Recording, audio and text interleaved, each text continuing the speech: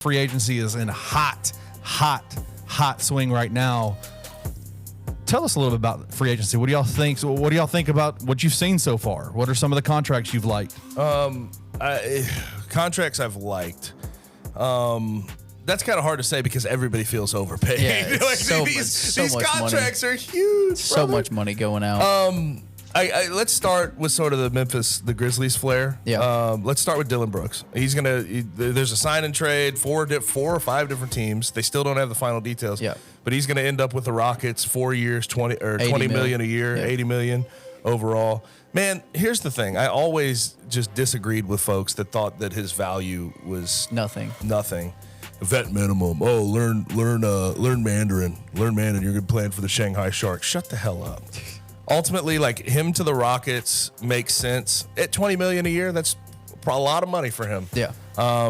But he's got value. I think what he did with the young Grizzlies, he could try to replicate that alongside now Fred VanVleet, which that's a crazy contract.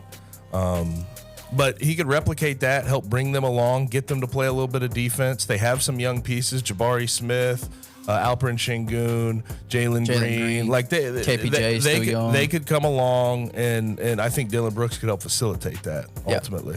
Desmond Bane signed the richest contract in Memphis Grizzlies history, 5-year, $206. I don't want to hear about it being an overpay. Everything's an overpay. Right. One and two. You gotta keep him. You can't lose Desmond Bane. He's 50, 40, 90 guy potentially. Right. Like, what are we talking about? Yeah, you can't lose through the first, before he got hurt this year, he was averaging 24, 5, and 4 on 50, 40, 90 splits. So, like, what do you do? I don't care if he's a non-all-star. I don't give a damn. Yeah. Because here's what happens, ultimately, if you don't extend him now, and if you offer him below the max, he probably won't do it because he knows what he's worth. He'd play this year. He'd be a restricted free agent. You're going to ultimately have to cough up that money next year, and it might – I don't know how it works necessarily, but I think it would escalate next offseason if you have to pay him that and you're competing against other folks. So – take the damn max. Let's move on with our lives. Stop talking about it being an overpay. If you are the Memphis Grizzlies in a small market and you get a talent like that, you keep him. You keep him. You do everything you can. And I will say, and this may be a hot take for some, but for me, I've never been a big fan of this player, but I'd rather pay Desmond Bane 5-year, $206 than pay LaMelo Ball 5-year, $260. That's just me. I'd rather pay Desmond Bane 5 years, $207 than Jeremy Grant's 5 years, $160. Yeah, I would rather do that. Yeah. So I don't quite get why everybody is overthinking it. You have to keep him. There's nothing else you can that's do. how you were keeping him, is giving him a max. Another max, Anthony Edwards, 5-year, $260. No problems with that. Deserved. Get the bag. And here's the thing on the overpay conversation. Everybody stop pocket watching. Stop being haters. Like, for real. I mean, like, ultimately, you are what these billionaires tell you are as far as your worth. And if they're worth 5 years, $260, go for it. Tyrese Halliburton, same thing. Take your damn money. Yeah. Everybody stop hating on these guys. People were hating on the Tyrese Halliburton contract. And these guys, when they came into the league, they all outperformed their draft position. Even though Ant Edwards was number one, I think he has outperformed what he probably should have been at this point. He's been unbelievable. He's an all-star.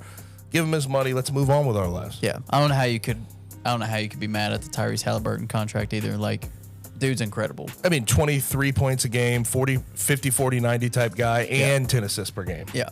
Come on. What are we talking about? Now,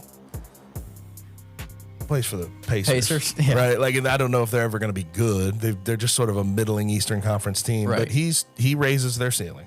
You were very impressed by what the Lakers have done through free agency so far? Very impressed is a relative term. Like, I thought they did good with what they had. With what they had. Yeah. Torian Prince, 1 year, $4.5 million. Not bad. To play 3 and 4, shoots 38% from three, plays good defense. That's great. I like Gabe Vincent as a reserve point guard. You could argue $11 million a year, maybe a little steep, but then you also have D'Angelo Russell, so you have options. They can compete in camp to be the starting point guard, and you don't need much out of a starting point guard when you have AD and LeBron. Right.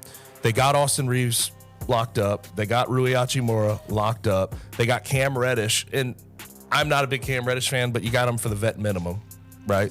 So, like, okay, take this swing on a 22, 23-year-old who we had high hopes for coming out of college, out of Duke. I just think ultimately they moved within the margins really well. Does it raise their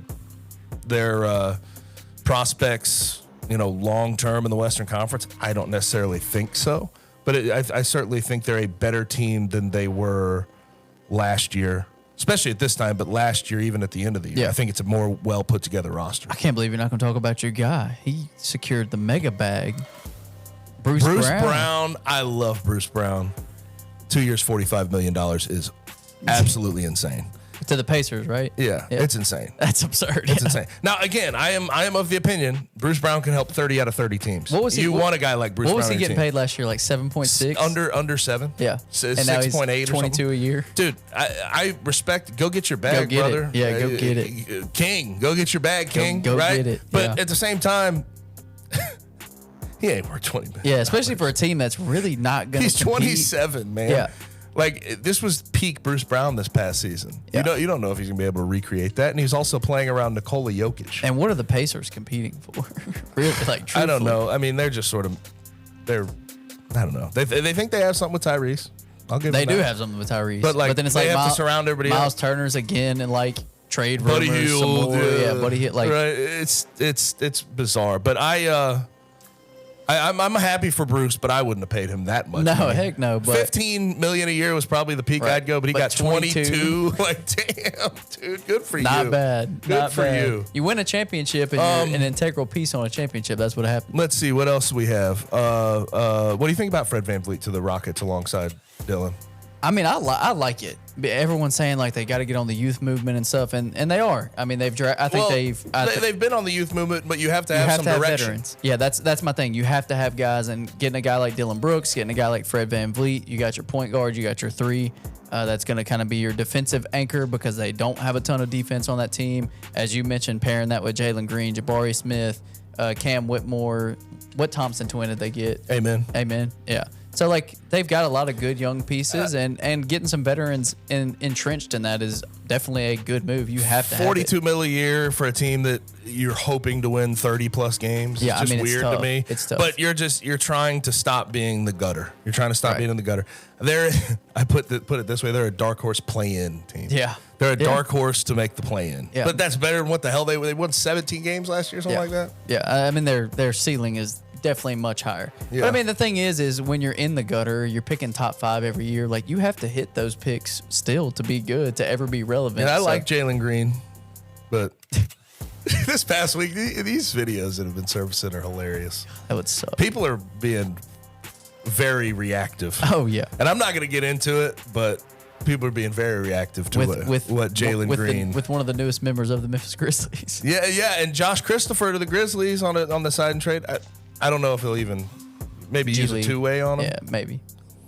But he has shown he is a NBA level scorer. But that doesn't mean much. I went to Peach Jam when Josh Christopher and Jalen Green played. I think they played together. I like Josh Christopher. I almost wanted the Grizzlies, whatever they were.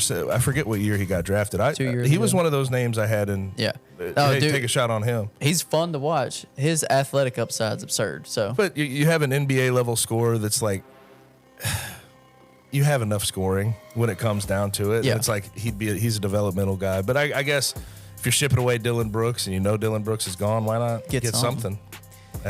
Not a bad move by Kleiman, but we'll see the full details here soon. All right, Kenny, move us along.